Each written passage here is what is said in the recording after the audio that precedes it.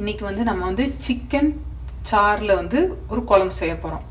ஆனால் இதுக்கு நீங்கள் கண்டிப்பாக வந்து இன்னொரு ப்ரீவியஸ் வீடியோவை நீங்கள் கண்டிப்பாக பார்க்கணும். ஏன்னா நான் வந்து கருவேப்பிலை சிக்கன் ஒரு ரெசிபி செஞ்சேன்.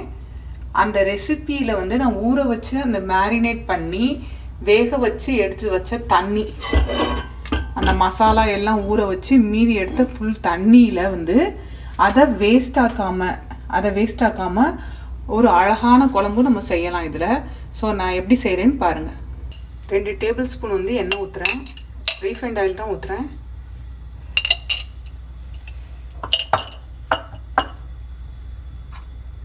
ஒரு ஸ்பூன் வந்து பெருஞ்சீரகம் எடுத்திருக்கேன். அது பெருஞ்சீரகம் போட்டிருக்கோம்.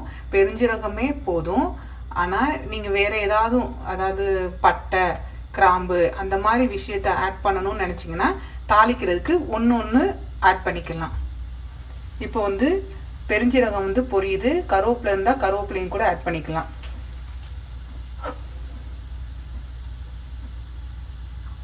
பெருஞ்சீரகம் பொரிஞ்சோடனே நம்ம வந்து வெங்காயம் வந்து ஒரு அரை வெங்காயம், பெரிய வெங்காயத்தை எடுத்து அதை கட் பண்ணி வச்சுருக்கேன். அதை இப்போ ஆட் பண்ணிக்கிறேன்.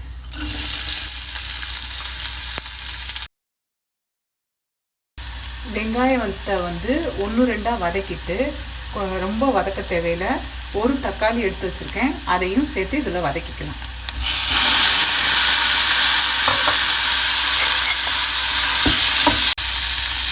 இப்போ வந்து தக்காளி வதங்குறதுக்கு மட்டும் நம்ம உப்பு போடுவோம். ஏன்னா நம்ம அந்த கிரேவியில் வந்து மேரினேட் பண்ணும்போதே வந்து நம்ம உப்பு போட்டு தான் மேரினேட் பண்ணோம். ஸோ அதனால் அதுக்கேற்ற மாதிரி தக்காளி வதங்குறதுக்கு உப்பு போட்டுக்குவோம்.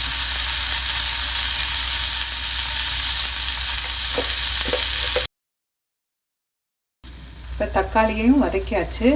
இப்போ நம்ம அந்த மேரினேட் பண்ண அந்த கரைசலை அப்படியே இதுக்குள்ளே கொஞ்சோண்டு தண்ணி விட்டு ஆட் பண்ணிக்குவோம். இப்போ இது கொதிக்கும் போது இப்போ உப்பு டேஸ்ட்டு பார்த்துக்கோங்க. ஆனால் இதில் எந்த காரத்தையும் நம்ம ஆட் பண்ண தேவையில்லை. அதுக்கு பதிலாக வந்து நான் வந்து ஒரு 1/4 கப்பு வந்து தேங்காய் துருவல் எடுத்திருக்கேன்.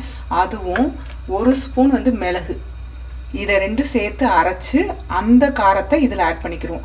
அதுதான் இதுக்கு காரம். வேறு எதையும் நம்ம ஆட் பண்ண தேவையில்லை. இதில் வந்து போட்டிருக்க எந்த மசாலாவையும் நம்ம வதக்கவே இல்லை. ஜஸ்ட்டு அப்படியே அந்த தண்ணியை நம்ம ஊற்றிட்டோம். ஸோ நீங்கள் அதனால் கொதிக்க விட்டு எண்ணெய் பிரிகிற வரைக்கும், அதாவது இந்த மாதிரி ஸ்டேஜ் வரணும். வரும்போது இது கெட்டியாக இருக்குது, இதுவே உங்களுக்கு ஓகே, இந்த காரம் இதுவே ஓகேன்னா இதோட ஸ்டாப் பண்ணிவிட்டு கொத்தமல்லி ஆட் பண்ணிக்கலாம். 1/4 கப்பு வந்து தேங்காவும் 1 ஸ்பூன் வந்து மிளகையும் எடுத்து நம்ம அரைச்சி வச்ச அந்த விழுதையும் இதோட நம்ம ஆட் பண்ணிக்கலாம். ஆட் பண்ணிவிட்டு தேவையான அளவுக்கு தண்ணியும் ஆட் பண்ணிக்கலாம். ஆட் பண்ணிவிட்டு இதையும் ஒரு கொதிக்கு வரணும். அதாவது தேங்காவை போட்டதுக்கப்புறம் அதிக நேரம் கொதிக்க விடக்கூடாது. அதே மாதிரி ஹையில் வச்சு கொதிக்க விடக்கூடாது. மீடியமுக்கும் சிம்முக்கும் இடப்பட்ட அந்த ஹீட்டில் தான் வந்து கொதிக்க விடணும். அது ரொம்ப நல்லாயிருக்கும், அது சுவையாகவும் இருக்கும். ஸோ நம்மளோட அந்த சிக்கன் சாறில் செஞ்ச குழம்பு ரெடி ஆயிடுச்சு. இது தோசைக்கு, இட்லிக்கு ரொம்ப நல்லாயிருக்கும். ஸோ நீங்களும் ட்ரை பண்ணி பார்த்துட்டு உங்களுக்கு பிடிச்சிருந்ததுன்னா லைக் பண்ணுங்கள், சப்ஸ்கிரைப் பண்ணுங்கள்.